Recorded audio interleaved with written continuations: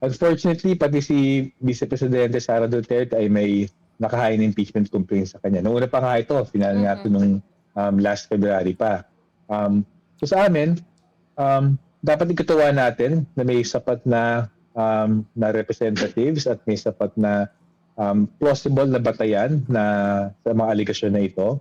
Sa akin, dapat ituwa natin na kung gumuling yung impeachment process at kung even yung dalawang pinaka nasa tuktok ng gobyerno, kung sila ay managot sa korupsyon, mag-send ng signal kung guilty sila na kahit gano'ng kakaliit o gano'ng kalaki, hindi ka pwede makalusot sa accountability. So sa amin, sobrang halaga yung impeachment ng dalawang pinakamakataas na officials ng gobyerno kasi kung may isang bagay na mag-send ng senyales na hindi papayagan ng publiko ang korupsyon, hindi papayagan yung libo-libo mga korap sa mga ahensya hanggang dun sa mga kakutsabali ng mga kumpanya, hindi actually yung pagkutkot ng maliliit na isda Yung talagang pinakamahalagang hindi lang symbolic at practical na hakbangin ay managot kahit gaano kalaki at kahit gaano taas sa posisyon. Sir Sunny, kanina sa Senate tinalakay sa pangunguna po ng Committee on Electoral Reforms and People's Participation, ito pong ang mga usapin sa Anti-Political Dynasty Bill. Kayo po sa Ibon Foundation, ano po yung stand po ninyo dito, Sir Sunny? Maraming kailangang reforma sa ating electoral system. Yung ban sa political dynasties, matagal na siya na-propose, nasa 87 Constitution yan.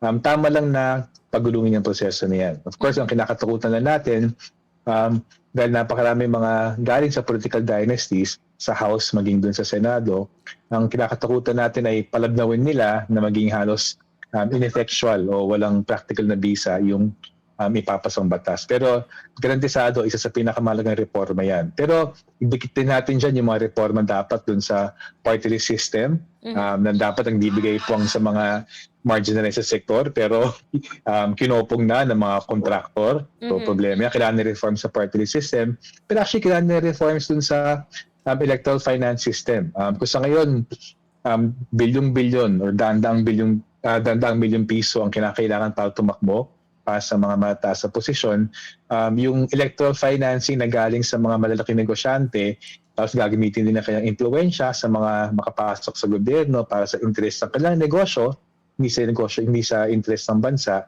kailangan may reforms din dyan. So, mahalaga yung political dynasty pero we argue yung party list law reforms at yung electoral finance reforms ay mahalaga din.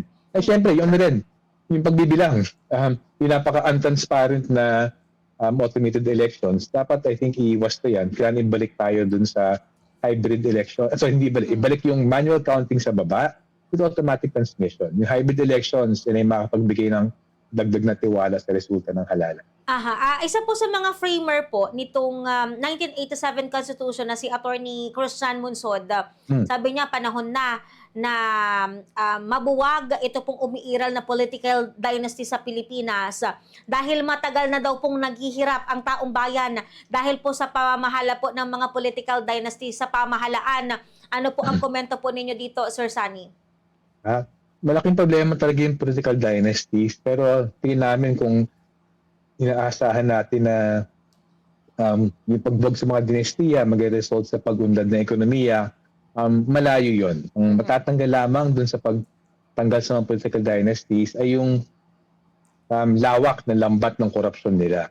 So unfortunately, hindi yan sasapat para dun sa pagpapalakas ng agrikultura, pagpapalakas ng industriya, pagsisiguro na may sapat na serbisyo mga Pilipino. So ito lang, kahit walang political dynasty, kahit walang ni isang political dynasty, kung yung mga patakas sa ekonomiya ay nakakonsentrate pa rin dun sa pagpapayaman ng iilan, lalo na malaki negosyante, kung masyadong nakatingin tayo sa mga dayong pamumuhunan para salbihin tayo, kahit walang dinastiya, at nasado pa rin ang ekonomiya, malawak pa rin ang kawalan ng trabaho, at hindi pa rin ang kahirapan sa ating bansa. So medyo huwag tayo masyadong madlala. Nakakainis talaga mga political dynasties, pero mas malalim sa reforma sa ekonomiya yung kinakailangan labas dun sa pag-ban sa political dynasties.